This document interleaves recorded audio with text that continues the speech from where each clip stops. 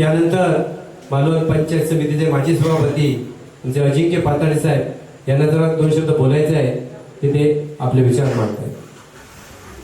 नमस्कार सर्वांना. सर्व या वराडगावच्या देवी देवतांना मी नतमस्तक होतो. या ठिकाणी ज्या आपण मंदिरामध्ये आहोत त्या स्वामीनारायण या देवतेच्या सुद्धा चरणी मी या ठिकाणी नतमस्तक होतोय. बरेचसा उहापोह या संदर्भात झालेला आहे. मी काय त्या वादात वगैरे मी काही पडणार नाही.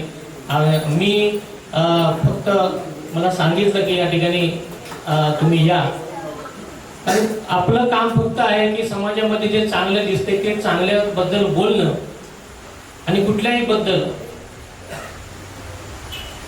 एखादी चांगली गोष्ट होत असेल तर आपल्याला जे दिसतंय, कानाने जे ऐकतोय, डोळ्याने जे बघतोय, त्याच्या संदर्भात चांगलं बोलणं, चांगलं लिहिणं, एवढंच आमची भूमिका असते आणि ही यापुढे चालूच राहील.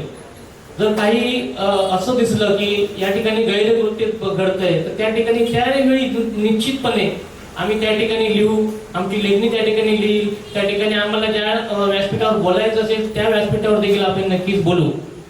तर हे स्वातंत्र्य आम्हाला या संविधानाने दिलेलं आहे आणि जे चांगलं आहे ते चांगलं म्हणायचं हे स्वातंत्र्य आम्हाला दिलेलं आहे. मी फक्त इथे सर्व या ठिकाणी उहापोह झालेला आहे. फक्त स्फटिक या शिवलिंग या संदर्भात मी फक्त 2 मिनिटं एक सांगतोय की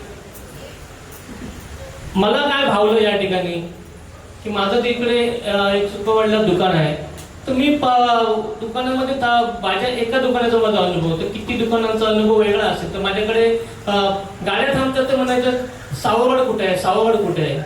कित्येक दिवसाला कितीतरी गाड्या येत आहेत आणि प्रत्येक वेळी थांबतात, मोठ्या गाड्या सुद्धा असतात, ती सावरवाड कुठे आहे आणि शिवलिंग आहे ते कुठे आहे. एवढे MH12, MH10, MH09 ते बाहेरच्या गाड्या असतात, त्या विचारतात की सावरवाड कुठे. ही अभिमानाची गोष्ट आहे हे मला वाटलं आणि म्हणून मी ते एक अभिमानापोटी मी माझ्या लेखातून लिहिलं. आणि मी पाहिलं की या ठिकाणी कित्येक या ठिकाणी गाड्या थांबलेल्या असतात रोज.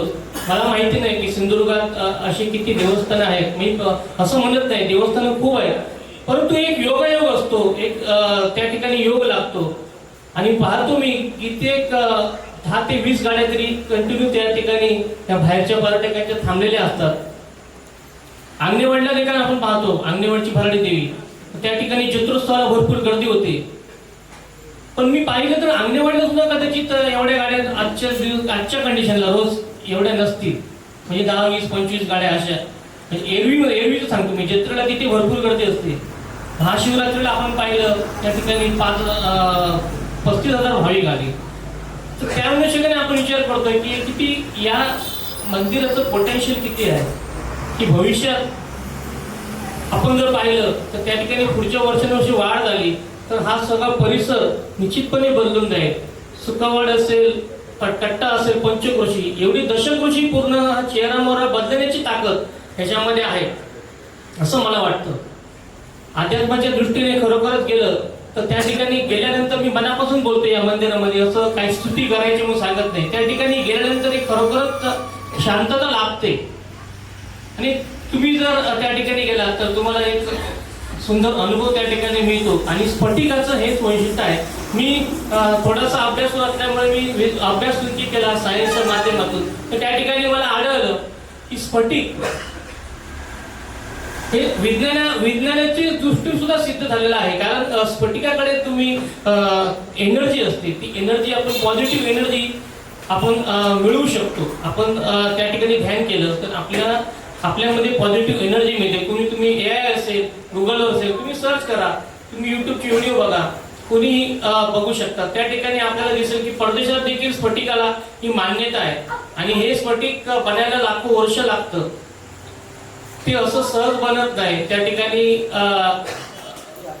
भूगर्भात म्हणजे हिमालयात असे त्या ठिकाणी ते स्फटिक निर्माण होतं. तुम्ही तुमच्या हातामध्ये मोबाईल आहे, चांगलं तुम्हाला सर्च करा तुम्ही. मला फक्त हीच भावना मांडायची आहे की मी कुठल्याही या वादातला काही विषय नाही. तुमचा वराड गाव एकच राहिलं पाहिजे, जसं चंद्रगड साहेबांनी सांगितलं, कुठलाही गाव एकच राहिलं पाहिजे. गावामध्ये तुकडे असू नये. उद्या सकाळी तुमचे मतभेद आहेत या सर्वांचे मतभेद मिटू दे आणि सर्वही देवागातील देवदेवता आहेत, देवी मंदिर आहेत, एका गुणाने या वेतोबाने सुद्धा महादेवने सुद्धा ही सर्वांची जसे 12-5 एक गणित पडतो त्या सर्वांनी 12-5 एक गणित करून ही जी सर्व मंदिर आहेत ती एका गुण्यागोविंदाने चालावीत आणि ही शिवलिंग देखील तसंच या ठिकाणी चालावं अशी माझी एक खरोखर धारणा आहे. एवढं सांगतो. धन्यवाद. जय हिंद.